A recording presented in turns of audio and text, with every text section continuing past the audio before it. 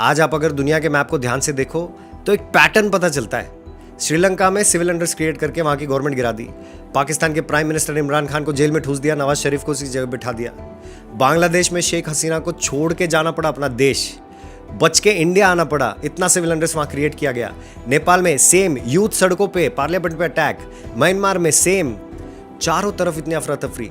ये कोइंसिडेंस नहीं है, ये एक ग्लोबल रूल बुक का हिस्सा है। एक रूल बुक होती है जिसमें पहले सिविल अनरेस्ट क्रिएट करते हैं, डिवीजन करते हैं सरकार और सिविल के बीच में, सड़कों पे लेके आते हैं, वॉर क्रिएट करते हैं, सिविल वॉर क्रिएट करते हैं और फिर वहां की सरकार को हटाया जाता है। इराक के बारे में तो आप जानते ही हैं, वेपन्स ऑफ मास डिस्ट्रक्शन के नाम पर सद्दाम हुसैन को फांसी पे लटका दिया, इतना सिविल अनरेस्ट क्रिएट किया गया और अब अमेरिका वहां का सारा तेल एंजॉय कर रहा है।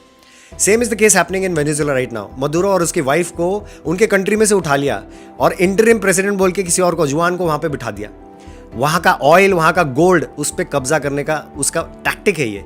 किसी भी देश के गवर्नमेंट को गिराना है तो सिविल अनरेस्ट क्रिएट करो, ये उनका फॉर्मूला है, ये रूल बुक है। उस सेम रूल बुक को राहुल गांधी इंडिया में इंप्लीमेंट करने की कोशिश कर रहा है, backed up by George Soros. System bias हो चुका है, बोलता है डेमोक्रेसी खतरे में है, भारत जोड़ो यात्रा निकालो, जनगणना करो। भारत टूटा कब था जब उसको जोड़ना है। किसान आंदोलन, इतना सुंदर प्लान बनाया था मोदी सर ने।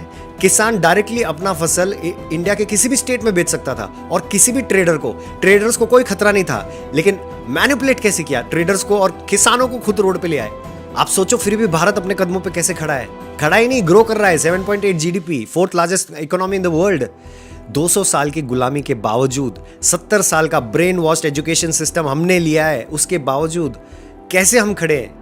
क्योंकि हमारा लीडर बहुत स्ट्रांग है, Narendra Damodar Das Modi. He is actually अ युग पुरुष। आप बहुत ध्यान से सोचिए, 2014 के बाद अगर मोदी जी नहीं आए होते तो आज हम इन सभी कंट्रीज की तरह टूट चुके होते।